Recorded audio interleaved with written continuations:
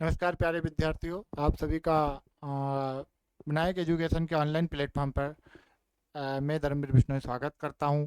और हमारी जो मध्य प्रदेश की जो श्रृंखला चल रही है, मध्य प्रदेश का जीके की जो क्लासेस चल रही है हमारे इस यूट्यूब चैनल पे, तो उसमें हम अब मध्य प्रदेश का जो गठन एवं निर्माण प्रक्रिया है, मध्य प्रदेश का फॉर्मेशन कैसे हुआ है, क्या हुआ है, किस प्रकार ऐतिहासिक से लेके वर्तमान, मतलब इतिहास भी देखेंगे हम कि मध्य प्रदेश का किस प्रकार से निर्माण एवं पुनर्गठन हुआ है, उन सभी को हम इस लेक्चर में शामिल करेंगे। तो मैं आशा करता हूँ कि आप सभी की तैयारी, जो भी आप तैयारी कर रहे होंगे, एमपीएसआई आगामी एग्ज़ाम और अन्य जो भी एग्ज़ाम है, असिस्टेंट प्रोफेसर और आगामी एमपीपीएससी 2026, तो जो ये हमारा मध्य प्रदेश का जो ये लेक्चर है, मध्य प्रदेश जो हम पढ़ रहे हैं, मध्य प्रदेश, ठीक है, मध्य प्रदेश, ठीक है, एक विषय के रूप में जो हम मध्य प्रदेश पढ़ रहे हैं, ठीक है, मध्य प्रदेश।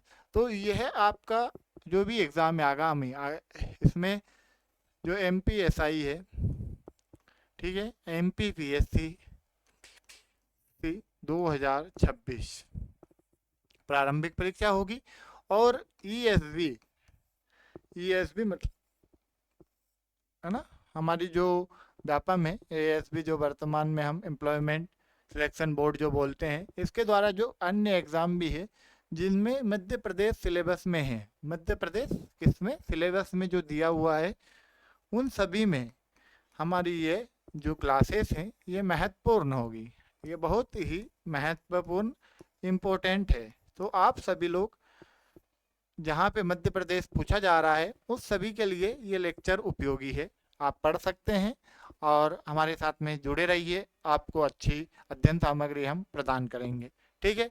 तो आज के हमारे इस लेक्चर में हम मध्य प्रदेश के गठन एवं निर्माण, मतलब फॉर्मेशन के बारे में देखेंगे कि किस प्रकार से हमारे मध्य प्रदेश का निर्माण, गठन एवं निर्माण हुआ है। तो इसमें हम मध्य प्रदेश का जो देखेंगे, ऐतिहासिक परिदृश्य भी देखेंगे और वर्तमान क्या चीज़ें रही हैं, कैसा क्या रहा है, उन सभी चीज़ों को हम देखेंगे प्यारे बच्चों।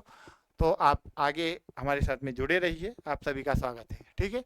तो ये हम देख रहे हैं मध्य प्रदेश के गठन एवं निर्माण सामान्य परिचय, है ना। तो ये सामान्य परिचय देखते हैं हम कि मध्य प्रदेश में मानव सभ्यता के अस्तित्व, मतलब जो मानव जब से मानव का उद्भव हुआ पृथ्वी पे, तो मानव सभ्यता के अस्तित्व मुद्दे के उद्भव के प्रागैतिहासिक काल से ही प्राप्त होते हैं, साक्ष्य मिलते हैं कि भाई मानव का यहाँ पे विकास हुआ है। तो वो साक्ष्य कहाँ कहाँ पे मिलते हैं, क्योंकि इस भूभाग पर सर्वप्रथम मतलब वैश्विक विश्व स्तर पर सर्वप्रथम मानव के विकास एवं संस्कृति के केंद्र स्थली के निर्माण नर्मदा नदी घाटी क्षेत्र के अंतर्गत भीमबेटका रायसेन डिस्ट्रिक्ट में आता है, ये रायसेन जिले में, आदमगढ़, होशंगाबाद, नर्मदापुरम, बुतरा, नरसिंहपुर और हथनोरा सीहोर जिले में आता है, ठीक है। तो ये प्रागैतिहासिक स्थल है, ये पूछे जाते हैं, इनके जो जिले दिए हैं हमने कि ये भीमबेटका किस जिले में है, तो ये रायसेन में। आदमगढ़ कहाँ है, इनको आगे हम देखेंगे डिटेल में कि क्या क्यों इन स्थलों की चर्चा की जाती है, ठीक है। और इसके अलावा आपको ये एक चार्ट दिख रहा होगा, आपको स्क्रीन पे एक चार्ट दिख रहा होगा, इसमें आप देख रहे होंगे, ये चार्ट में एक साइट हो जाता हूँ, इसमें मध्य प्रदेश के निर्माण, गठन एवं निर्माण प्रक्रिया के बारे में बताया गया है, ठीक है। तो ये निर्माण प्रक्रिया के बारे में हमने इसमें दो प्रकार से बताया है, आप देख रहे होंगे, ब्रिटिश काल में, ये ब्रिटिश काल में, और ये हम देख रहे हैं स्वतंत्रता के पश्चात। तो ब्रिटिश काल में ये 1853 से 1945 ईस्वी तक, ठीक है, किस प्रकार मध्य प्रदेश का निर्माण हुआ, ठीक है। ये हमने इसमें यहाँ पे शॉर्ट ब्रीफ दिया है, आपको ये चार्ट स्क्रीन में साइट हो गया हूँ कि ये चार्ट आपको अच्छे से दिख जाए। और इसमें आप देख रहे होंगे सबसे ऊपर हमने दिया है कि मध्य प्रदेश का हम देखेंगे जो तृतीय आंग्ल मराठा युद्ध है, तीसरा जो तृतीय आंग्ल मराठा मतलब अंग्रेज और मराठा युद्ध जो हुआ है, कब हुआ है ये, 1818 ईस्वी में। तो वहाँ से मध्य प्रदेश में अंग्रेजों का प्रादुर्भाव हुआ, मध्य प्रदेश की भूमि पर ये आए, इन्होंने मध्य प्रदेश में यहाँ पे आगे कब्जा किया, मतलब एक प्रकार से बोलेंगे कि मध्य प्रदेश में शासन अंग्रेजों का 1818 तृतीय आंग्ल मराठा युद्ध के बाद प्रारंभ हुआ। तो इसमें हम देखेंगे कि उनके बाद में कब कब क्या क्या चीज़ें हुई, तो उसको हम डिटेल में देखेंगे। लेकिन सर्वप्रथम ये मध्य प्रदेश का जो उत्तरी भाग है, वहाँ पे 1857 में उत्तरी पश्चिमी प्रांत 1857 में, है ना। और फिर है ये 1861 में मध्य प्रांत, जो हम सेंट्रल प्रोविंस, तो इसको क्या बोलते थे, मध्य प्रांत एवं नर्मदा सागर क्षेत्र बोलते थे। ठीक है। 1864 में निमाड़ क्षेत्र, जो हमारा अभी निमाड़ का क्षेत्र है, उसको 1864 में। और बरार जो हम पढ़ते हैं बाद में, सेंट्रल प्रोविजन एंड बरार। तो बच्चों ये बरार का गठन जो हुआ था पहले 1853 से 1868, फिर उसके बाद में सेंट्रल प्रोविंस एंड बरार। ठीक है। ये 1936, जो 1935 का एक्ट आया था, 1935 का भारत शासन अधिनियम आया था, उसके तहत 1936 में इसका विलय कर दिया गया। तो ये हमने एक ब्रीफ में यहाँ पे आपको बताया है। इसके पश्चात आप देख रहे होंगे, ये मैंने स्वतंत्रता के पूर्व, मतलब ब्रिटिश काल में मध्य प्रदेश का किस प्रकार से गठन हुआ, उसकी चर्चा हमने इसमें की थी। ठीक है। ये 1818 का आंग्ल मराठा युद्ध, जो ये मैंने साइट होके आपको चार्ट दिखाया है, ये चार्ट आपको दिख रहा होगा।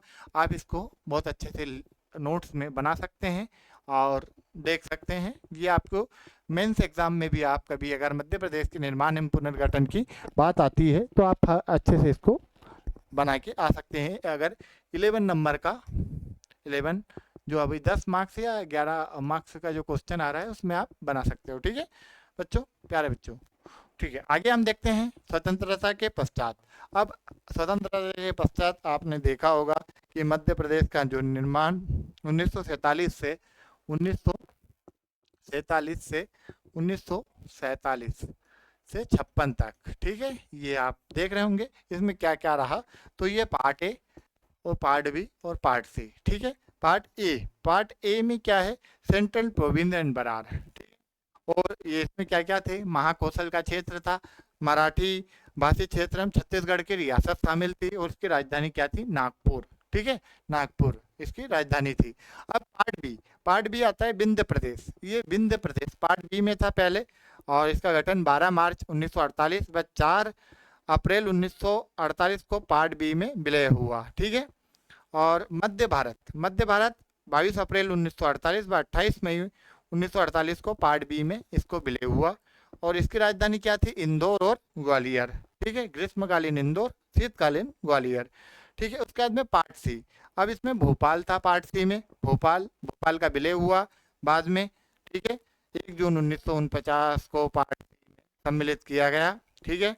और जो विंध्य प्रदेश को 1 जनवरी 1950 को पार्ट बी से पृथक कर पार्ट सी में सम्मिलित किया गया, और इसकी संयुक्त राजधानी क्या थी, जो विंध्य प्रदेश की राजधानी थी रीवा। ठीक है। और रीवा और उप राजधानियाँ थी इसकी बुंदेलखंड की रीवा और बुंदेलखंड, नौगांव, छतरपुर। इस प्रकार से फिर आगे राज्य पुनर्गठन आयोग बना 1900 दिसंबर 1953 में, और फिर भाषा के आधार पर पुनर्गठन हुआ, और मध्य प्रदेश का निर्माण हुआ 1 नवंबर 1956 को। ठीक है। और फिर 1 नवंबर 2000 को छत्तीसगढ़ का गठन हुआ 26वें राज्य के रूप में, मध्य प्रदेश का पृथक्करण करके।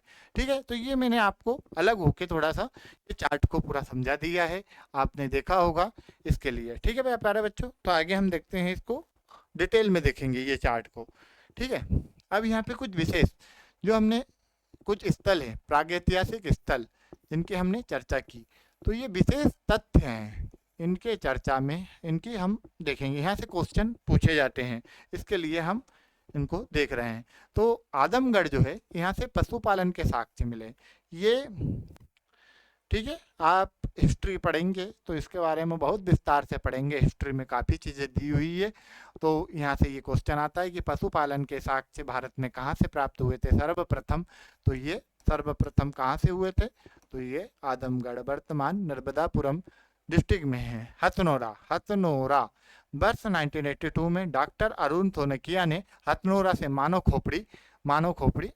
की खोज की थी। कंकाल मानव, जो हमारा कंकाल रहता है मानव खोपड़ी का, उसकी खोज कौन ने की थी, 1982 में अरुण सोनकिया जी ने। ठीक है, कहाँ पे है ये हथनोरा? ये हथनोरा जो है सीहोर डिस्ट्रिक्ट में है ना, सीहोर, सीहोर जिले में है। ठीक है, वैदिक साहित्य, जो वैदिक साहित्य है हमारे, है ना, वैदिक साहित्य में मध्य प्रदेश का उल्लेख दक्षिणापथ, है ना, दक्षिण, तो दक्षिणापथ, रेवांतर, रेवोत्तर, है ना। रेवोत्तर क्यों? ये नर्मदा नदी को रेवा नदी भी बोलते हैं, तो नर्मदा नदी मध्य प्रदेश की जीवन रेखा है, तो इसको रेवोत्तर के रूप में ही प्राप्त होता है।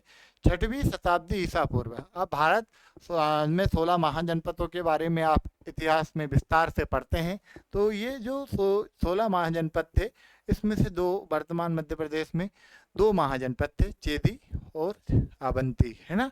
चेदी और अवंती महाजनपद का उल्लेख होता है, जिनका, इनका जैसे जो अवंती महाजनपद है, इसकी दो राजधानियाँ आपका उज्जैन और महेश्वर। ठीक है, और चेदी जनपद जो आपका बुंदेलखंड वाला एरिया है, वहाँ पे चेदी महाजनपद अ, मिलता है। तो इनका जो वर्णन है, जो उल्लेख है, वो बौद्ध ग्रंथ अगोत्तर निकाय एवं जैन ग्रंथ भगवती सूत्र में प्राप्त होता है। तो प्यारे बच्चों, यहाँ से क्वेश्चन काफ़ी बार पूछा गया है, इसके लिए विशेष तथ्य आपको मैंने यहाँ पे बताए हैं। ये इतिहास से संबंधित है, लेकिन मध्य प्रदेश से भी संबंधित है, इसके लिए मेरा इन चीज़ों को शामिल करना महत्वपूर्ण माना मैंने। ठीक है, आगे हम जाते हैं। मध्य प्रदेश का बेसिक जो चीज़ें हैं, मध्य प्रदेश क्षेत्रफल की दृष्टि से राजस्थान के पश्चात भारत का दूसरा बड़ा राज्य है। 1956 में जब मध्य प्रदेश का गठन हुआ था, तब भारत का सबसे बड़ा राज्य था प्यारे बच्चों, सबसे बड़ा राज्य था। कब? 1956 में। लेकिन जब छत्तीसगढ़ का गठन हो गया 2000 में, तो मध्य प्रदेश भारत का दूसरा बड़ा राज्य बन गया। ठीक है ना। और इसका क्षेत्रफल आपको मालूम ही है, 308 252 वर्ग स्क्वायर किलोमीटर इसका वर्तमान में क्षेत्रफल है। और बाकी मैंने आपको इसके पूर्व लेक्चर में सभी बताया है कि जो हमारी मध्य प्रदेश और छत्तीसगढ़ के बीच में जो घाटी है ना, उसके बारे में हमने चर्चा की कि उसको हटा दें, उसको जोड़ दें तो कितना क्या क्या रहेगा। ठीक है, अब आगे आते हैं। मध्य प्रदेश को पूर्ण रूप से 1 नवंबर 1956 को अस्तित्व में आया। इसका पुनर्गठन 1 नवंबर 2000 को किया गया और छत्तीसगढ़ 26वां राज्य बना विभाजित होकर। ठीक है, और वर्तमान में मध्य प्रदेश में 10 संभाग और 55 जिले हैं। मध्य प्रदेश का निर्माण एवं विकास, इसको हम ऐतिहासिक परिदृश्य से देखेंगे। मध्य प्रदेश का राज्य के गठन एवं निर्माण की प्रक्रिया के परिप्रेक्ष्य में ब्रिटिश कालीन राजनीतिक प्रशासनिक व्यवस्था के पृष्ठभूमि से स्पष्ट होता है कि 1817 ईस्वी में तृतीय आंग्ल मराठा युद्ध में अप्पा साहब भोसले की पराजय के परिणाम स्वरूप नर्मदा घाटी क्षेत्र के अंतर्गत 27 नवंबर 1817 को मंडला, सिवनी, बैतूल, जबलपुर, नरसिंहपुर, होशंगाबाद जिले को नागपुर के अप्पा साहेब भोसले तथा सागर दमोह जिले को पेशवा बाजीराव द्वितीय से प्राप्त कर ब्रिटिश साम्राज्य के में सम्मिलित कर लिया गया। ठीक है, तो ये 1817 में हुआ था। मैंने वहाँ पे जो शुरुआत में बताया था वो 1818 बता दिया था, तो आप ये करेक्शन कर लीजिएगा।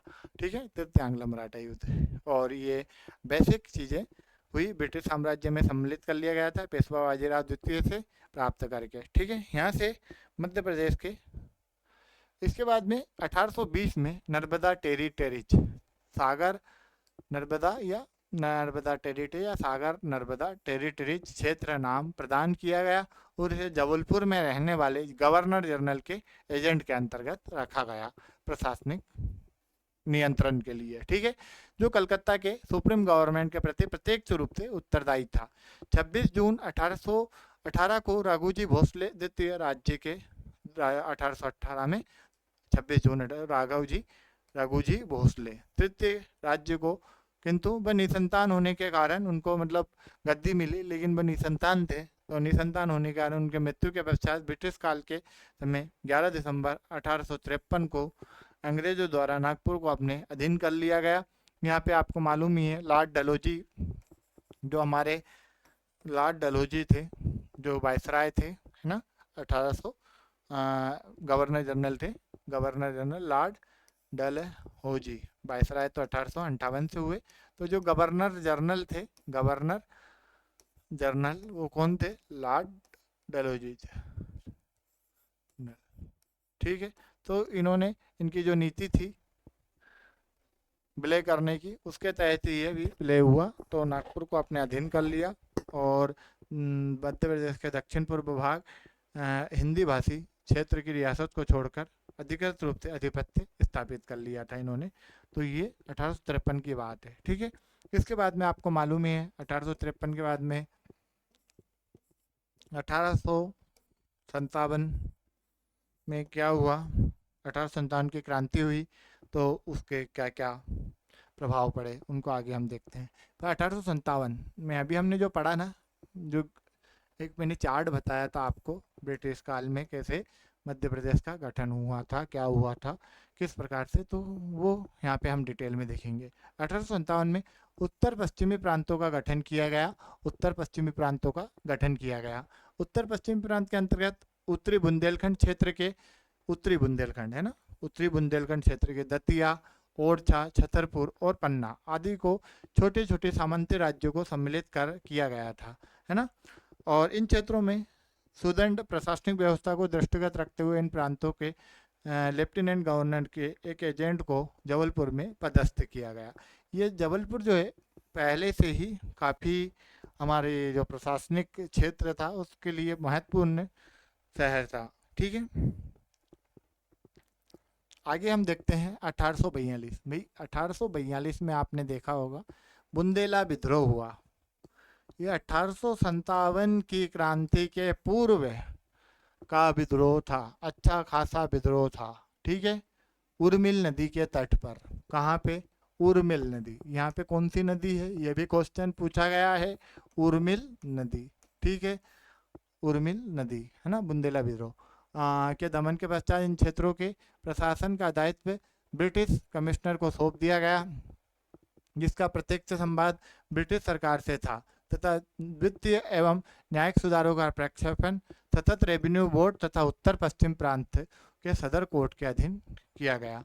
1857 में इन क्षेत्रों का प्रशासनिक पर्यवेक्षण पुनः उत्तर पश्चिमी प्रांत की ब्रिटिश सरकार को प्रदान किया गया और 1861 में 21 मध्य प्रांतों को विलय कर उसी को अधीन कर दिया गया। मध्य प्रांत में विलय कर दिया गया जो 21 रियासतें थी।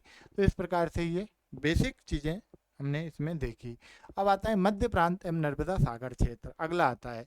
तो 1861 में 21 मध्य प्रांतों के विलय के साथ मध्य प्रांत सेंट्रल प्रोविंस का गठन किया गया, है ना। इस प्रकार अत्यधिक किए गए परिवर्तन के कारण प्रशासन की व्यवस्था में स्थायित्व की प्राप्ति नहीं हो सकी, जिससे राजस्व आकलन एवं स्थानीय प्रमुख और आम लोगों के प्रति सामान्यतः नीतियों में निरंतरता में कमी रही, है ना, कमी रही। इसके लिए ये चीज़ें हुई।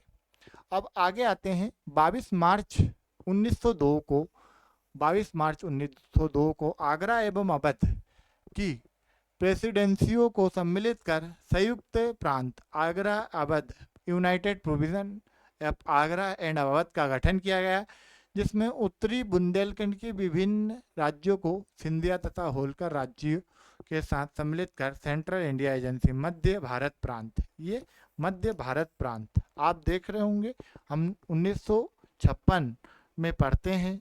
भारत का जो 1956 से पूर्व जो भारत का गठन हुआ था, भारत की स्वतंत्रता के पश्चात मध्य प्रदेश का जो गठन अलग अलग part A, part B, part C में हुआ है, तो उसमें सेंट्रल प्रोविजन एंड बरार, मध्य प्रांत, जो हम पढ़ते हैं विंध्य प्रदेश। तो इस प्रकार से ये जो मध्य प्रांत है ये कब आ गया था? आपको 1902 में इसको सम्मिलित कर सेंट्रल इंडिया एजेंसी नाम दिया गया।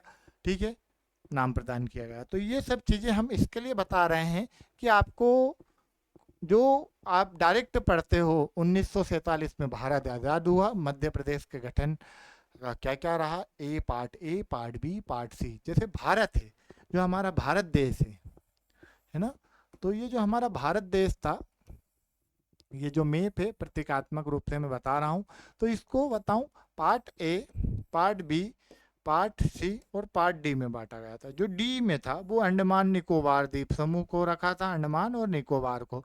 ठीक है, तो इसी प्रकार से हमारे मध्य प्रदेश को, जो हमारा मध्य प्रदेश था जो अभी है वर्तमान में, तो इसको हमने किस प्रकार से रखा था। ठीक है, ये हमने मध्य प्रदेश को part A, part A, part B और ये पार्ट सी, ये ए, ये बी और ये वाला सी। ठीक है, और इसमें भोपाल सी में था। तो इस प्रकार से ये आपको जानकारी, लेकिन ये पूर्व की जानकारी है, अगर आप एक बार पढ़ लेंगे चीज़ें हैं। इसके अलावा आप अगर इसको और विस्तार से पढ़ना चाहते हैं तो एग्जामपीडिया, एग्जामपीडिया, एग्जामपीडिया पब्लिकेशन है, इससे मेरी और मेरे सहपाठी जितेंद्र यादव सर की किताब आती है मध्य प्रदेश की संवैधानिक व्यवस्था, है ना, जो आपकी एमपीपीएससी की प्रारंभिक परीक्षा और मुख्य परीक्षा और असिस्टेंट प्रोफेसर की परीक्षा में भी उपयोगी है। तो आप उसको पढ़ सकते हो, है ना, उसको आप ले सकते हो, मार्केट में अवेलेबल है, आप उसको पढ़ सकते हो। ठीक है प्यारे बच्चों, आगे हम देखते हैं आगे क्या है। सेंट्रल प्रोविजन, मध्य प्रांत, है ना, मध्य प्रांत आप देख लेंगे। मध्य प्रांत, सेंट्रल प्रोविजन, मध्य प्रांत एवं नर्मदा सागर क्षेत्र, ये बरार से पहले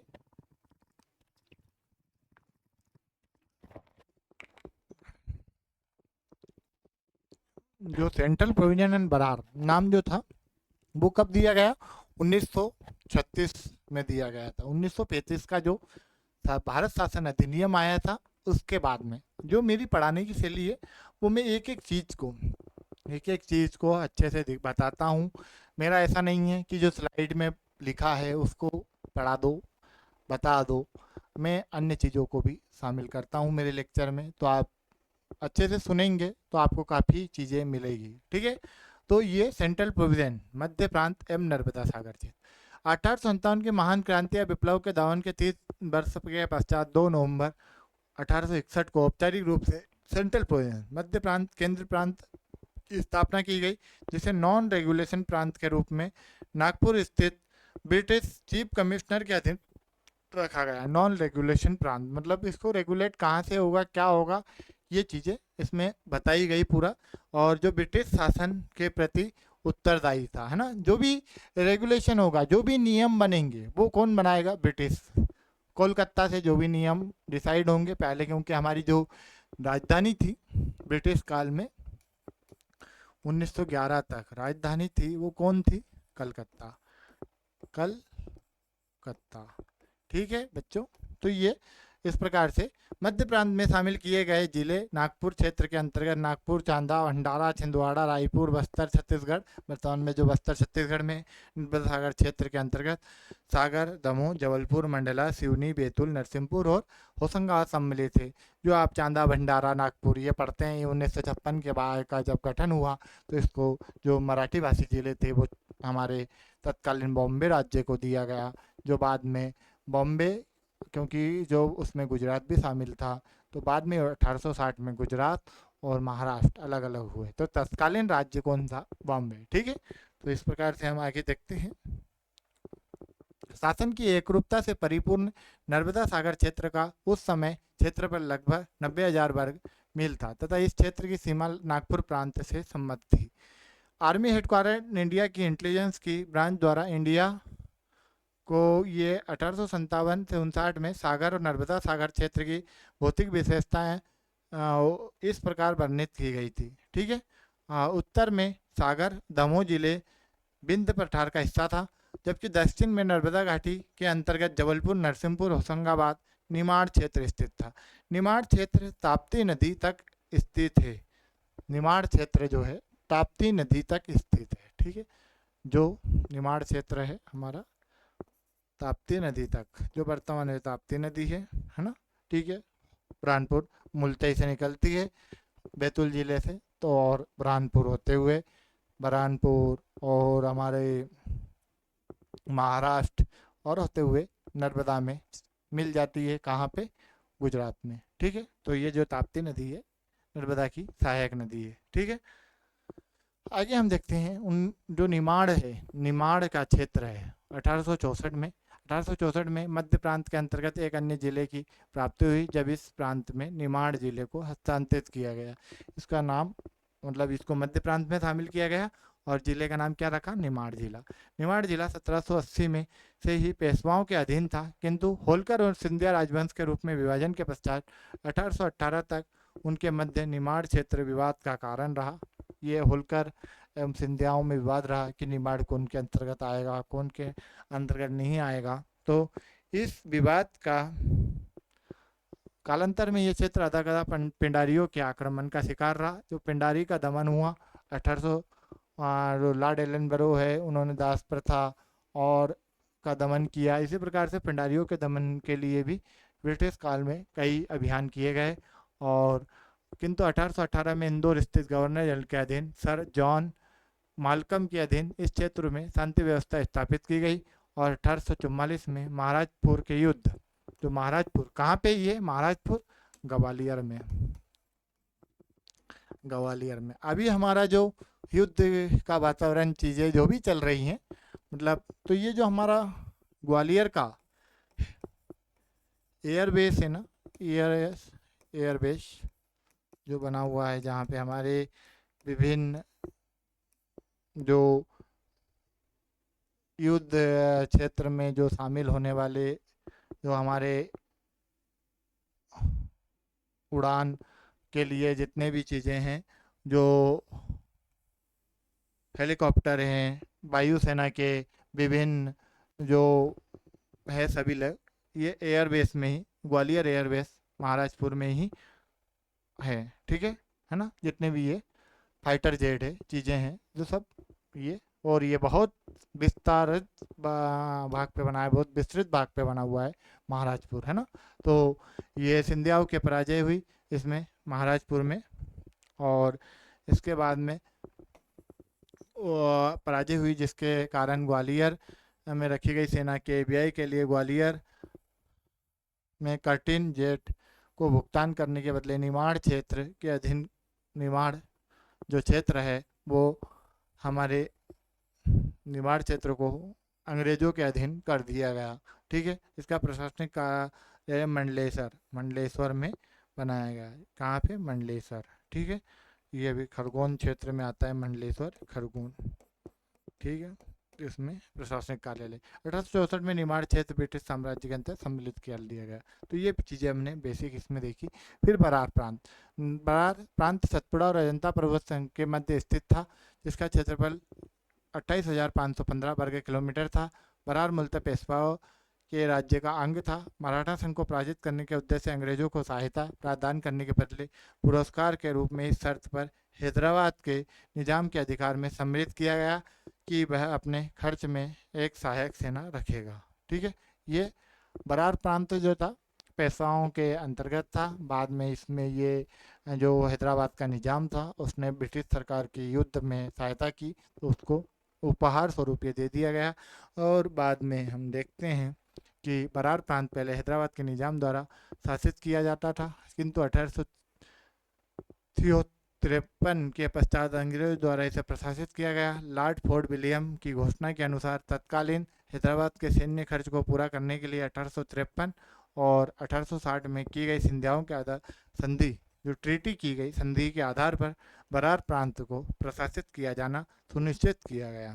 ठीक है, बरार प्रांत को प्रशासनिक व्यवस्थाओं के दृष्टिकोण से दो भागों में उत्तरी बरार तथा दक्षिणी बरार में विभाजित किया गया, तथा प्रधान प्रशासनिक इकाई हैदराबाद के एक अंग्रेज रेजिमेंट में स्थित थी। ठीक है, दक्षिणी बरार बालाघाट का मुख्यालय हिंगोली तथा उत्तरी बरार का मुख्यालय बुल्ढाना में स्थित था। ठीक है, ये हिंगोली और बुल्ढाना महाराष्ट्र में है। बरार प्रांत के अंतर्गत 1858 में अमरावती अकोला जिला, 1864 में बून जो जिसको यवतमाल जिला, 1868 में बुल्ढाना वासिम जिला का गठन किया गया। 5 नवंबर 1902 को ब्रिटिश सरकार के ओर से लेफ्टिनेंट कर्नल डेविड वर और हैदराबाद के निजाम की ओर से महाराजा सर कृष्ण प्रसाद के द्वारा एक समझौते पर हस्ताक्षर हुआ, जिसके अनुसार हैदराबाद के निजाम नवाब मीर सर महबूब अली खान ने बरार प्रांत को अंग्रेजों के अधीन कर दिया। तो ये कभी पूछ ले आपसे ऐतिहासिक दृष्टिकोण से, तो इसको ध्यान रखना है। ठीक है, जिसके लिए उन्हें अंग्रेजों द्वारा 25 लाख रुपए वार्षिक भुगतान किया गया। कौन को? हैदराबाद के निजाम को। इसके पश्चात जो 17, ये चीज़ें बहुत इम्पोर्टेंट है आगामी एग्जाम में आने के लिए। आपका सिलेबस डिसाइड नहीं है एमपीएसआई का, और एमपीपीएससी में भी ऐतिहासिक दृष्टिकोण से क्वेश्चन अच्छे पूछे जा रहे हैं, तो आपको ध्यान रखना है बच्चों।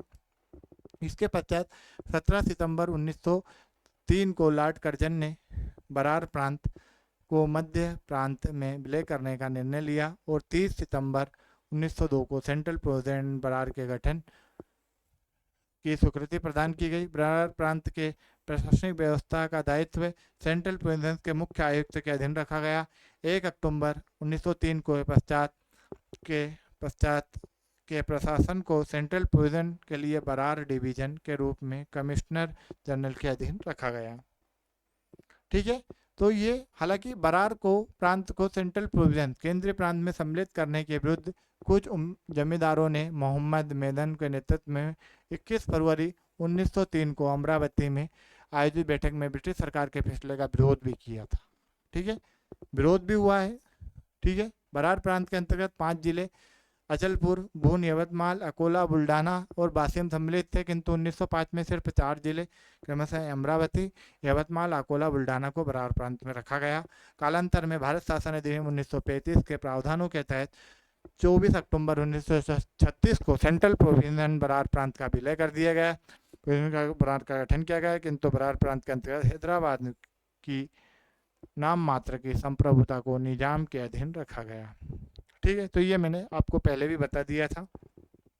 अब आता है सेंट्रल प्रोविंस बरार। स्वतंत्रता पूर्व 2 नवंबर 1861 को नागपुर और उसके अधीन क्षेत्र को सम्मिलित करके एक केंद्रीय व्यापक क्षेत्र का गठन किया गया, जिसे केंद्र प्रांत या मध्य प्रांत या सेंट्रल प्रोविंस नाम प्रदान किया गया। 24 अक्टूबर 1936 को केंद्र प्रांत में बरार का विलय कर दिया गया और संयुक्त क्षेत्र सेंट्रल प्रोविंस बरार के नाम से जाना गया। सेंट्रल प्रोविंस बरार को राजनीतिक प्रशासनिक रूप से 18 केंद्रीय प्रांत वाले जिले सेंट्रल प्रोविंस, ब्रिटिश डिस्ट्रिक्ट और 4 बरार प्रांत में जिले और 15 सामंती राज्यों को विभिन्न प्रभागों में विभाजित किया गया था। नागपुर को सेंट्रल रूप से राजधानी बनाया गया। नागपुर सेंट्रल प्रोविंस बरार की राजधानी थी। 4 जुलाई 1937 को एलपी खरे के नेतृत्व में सेंट्रल प्रोविंस एवं बरार विधानसभा का गठन किया गया, एलपी खरे के, है ना। और घनश्याम सिंह गुप्त को ये व्यवस्थापिका सभा, मतलब जो विधानसभा थी उस समय की विधानसभा थी, उसका अध्यक्ष कौन को बनाया गया? घनश्याम सिंह गुप्त को। ठीक है, पंडित रविशंकर शुक्ल को शिक्षा मंत्री नियुक्त किया गया, किंतु दल में नीतिगत मतभेद के कारण एलपी खरे ने इस्तीफा दिया। उसके साथ 29 जुलाई 1937 को पंडित रविशंकर शुक्ल ने प्रथम बार मुख्यमंत्री का कार्यभार ग्रहण किया। ठीक है, तो जो रविशंकर शुक्ल थे वो मध्य प्रदेश के गठन के पूर्व, मतलब स्वतंत्रता के पूर्व, जो सेंट्रल प्रोविंस बरार की जो विधानसभा थी, व्यवस्थापिका थी, उसके उन्होंने कब बन गए थे? वो एलपी खरे के जो इस्तीफे के बाद 29 जुलाई 1937 को मुख्यमंत्री बन गए थे। ठीक है, मध्य प्रदेश के प्रथम मुख्यमंत्री थे वो। ठीक है, बाद में 1 नवंबर 1956 को 1 सितंबर 1939 को प्रारंभ हुई द्वितीय विश्व युद्ध में भारत को उसकी सहमति के बिना सम्मिलित कर लिया गया था, जिसका विरोध जो अंग्रेज गवर्नमेंट ने सेकेंड विश्व युद्ध हुआ, वर्ल्ड वार हुआ, उसमें बिना भारत की सहमति के भारतीय सेना को शामिल कर लिया था अपनी ओर से। इसका भारत में जो जहाँ पे प्रांतों में कांग्रेस की सरकार थी उन्होंने विरोध किया और इस्तीफा दे दिया। तो इसमें हमारा जो सेंट्रल प्रोविंस बरार था, यहाँ भी कांग्रेस की सरकार थी, तो इनने 23 अक्टूबर 1939 को त्यागपत्र दे दिया। ठीक है, 1945 तक 19 सितंबर को ब्रिटेन के प्रधानमंत्री क्लेमेंट एटली ने भारत की में केंद्रीय एवं प्रांतीय विधानमंडलों के लिए वर्ष 1945-46 के शीतकाल में आम चुनाव करवाने की घोषणा की थी। इसके परिणाम स्वरूप केंद्रीय प्रांत बरार में विधानमंडल की 112 सीटों पर चुनाव संपन्न हुए, जिसमें कांग्रेस ने 85 सीटें प्राप्त हुई और 27 अप्रैल 1946 को पंडित रविशंकर शुक्ल दूसरी बार सेंट्रल प्रोविंस बरार के मुख्यमंत्री नियुक्त हुए। घनश्याम सिंह गुप्त को विधानसभा का पुनः अध्यक्ष, द्वारका प्रसाद मिश्र जो गृह मंत्री बने, बाद में जो मध्य प्रदेश के मुख्यमंत्री भी रहे। 15 अगस्त 1947 को भारत का के प्रथम स्वतंत्रता दिवस के अवसर पर सेंट्रल एंड प्रोविजन एवं बिहार प्रांत के मुख्यमंत्री पंडित रविशंकर शुक्ल ने नागपुर की ऐतिहासिक सीताबर्डी के किले पर ध्वज रोहण किया। ठीक है, तो इस प्रकार से स्वतंत्रता तक की चीज़ें हमने देखी। ठीक है, अब स्वतंत्रता के पश्चात मध्य प्रदेश का जो अस्तित्व एवं गठन किस प्रकार से हुआ उसको हम देखेंगे। ठीक है प्यारे विद्यार्थियों, तो आप अभी तक का जो भी चीज़ें देखी होगी आपने वो आपको समझ में आ रही होगी।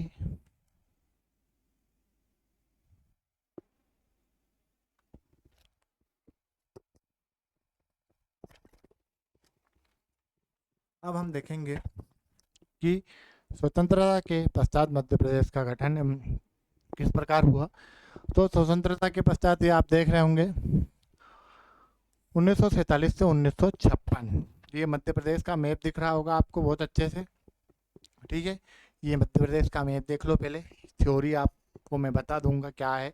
तो इसमें ये जो मध्य प्रदेश है हमारा, ठीक है,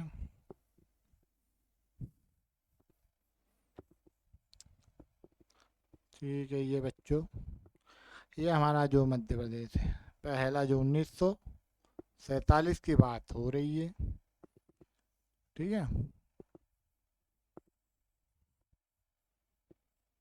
ठीक है, ये तो इसमें आपको मध्य प्रदेश को 3 भागों में बांटा है। यहाँ पे ये जो ग्रीन दिख रहा है ये क्या है, मध्य प्रांत, मध्य प्रांत। ठीक है, अब जो हमारा ये आपको दिख रहा होगा ये जो क्षेत्र है इसको हम बोल रहे हैं विंध्य प्रदेश। ठीक है, विंध्य प्रदेश। और इसके अलावा जो क्षेत्र हैं, है ना, जो क्षेत्र हैं हम इसको ये कलर दे लेते हैं, ये जो क्षेत्र है, ये वाला जो क्षेत्र है, जो ये पूरा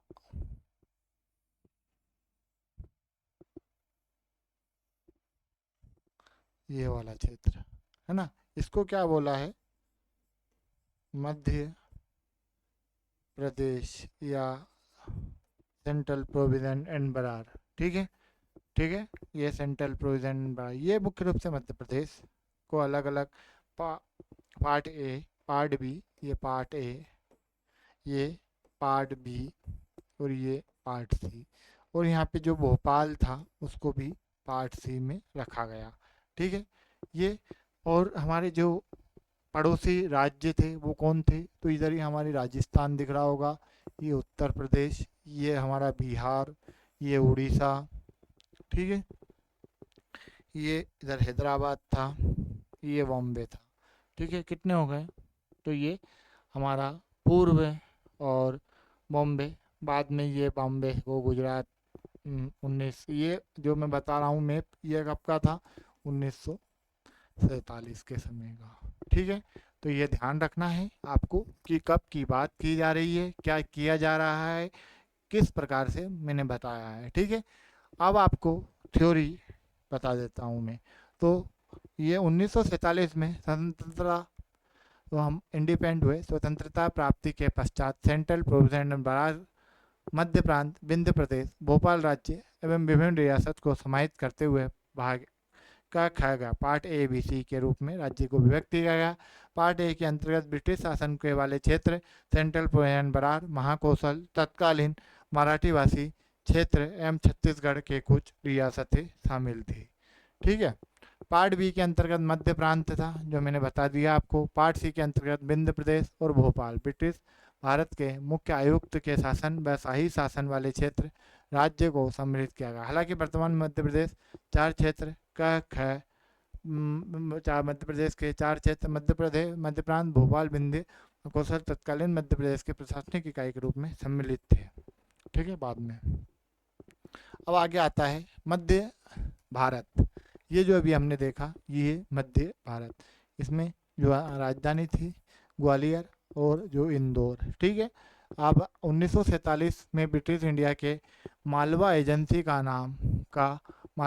का मध्य भारत में विलय किया गया। मालवा एजेंसी का मध्य भारत में विलय किया गया तथा स्वतंत्रता प्राप्ति के पश्चात श्री बीपी मेनन के प्रयास से सरदार वल्लभ भाई पटेल जो हमारे तत्कालीन गृह मंत्री और रियासती मंत्रालयों के मंत्री थे के सहमति के पश्चात 22 अप्रैल 1948 को मध्य प्रांत की 25 रियासतों के नरेशों ने राज्य मालवा यूनियन के अनुबंध पर हस्ताक्षर किए। परिणाम स्वरूप 28 मई 1948 को मध्य भारत जो राज्य था का गठन किया गया, मध्य भारत राज्य।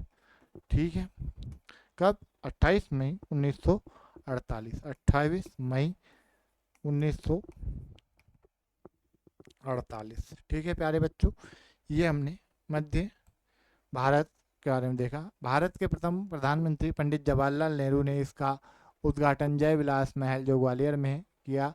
मध्य भारत के गठन के समय मध्य भारत को United state of Gwalior Indore अर्थात मालवा यूनियन के नाम से जाना जाता था, किंतु 26 जनवरी 1950 को भारतीय संविधान के लागू होने के पश्चात इसका नाम परिवर्तन करके मध्य भारत रखा गया। ग्वालियर के सिंधिया वंश के शासक जीवाजीराव सिंधिया को मध्य भारत का राज प्रमुख तथा इंदौर के शासक यशवंतराव होलकर को वरिष्ठ उप राज्य प्रमुख नियुक्त किया गया। यहाँ से आपको भविष्य में क्वेश्चन मिल सकता है, तो आपको ध्यान रखना है। ठीक है, आपको ध्यान रखना है। जो सिंधिया वंश के शासक थे जीवाजीराव को, उनको मध्य भारत का राज्य प्रमुख बनाया गया और यशवंतराव होलकर जो होलकर रियासत के थे इंदौर के, उनको उप राज्य प्रमुख वरिष्ठ उप राज्य प्रमुख नियुक्त किया गया था। इसके अतिरिक्त धार व खिलजीपुर के शासक कनिष्क उप राज्य प्रमुख बनाए गए। मध्य भारत राज्य के अंतर्गत कई रियासतें सम्मिलित थी जिनके प्रशासनिक दृष्टिकोण से 16 जिलों में व्यक्त किया गया था। मध्य भारत प्रांत की राजधानी को के उप में मतलब जो थे उसमें 6.5 माह ग्वालियर ग्रीष्मकाल में, 5.5 माह जो थी इंदौर, है ना, शीतकालीन को राजधानी बनाने का निर्णय लिया गया। किंतु नागरिकों की भावना को सहजम जो प्रशासनिक सुविधा की दृष्टि से 6 माह किया गया इसको। ठीक है, 6 माह ग्वालियर, 6 माह इंदौर।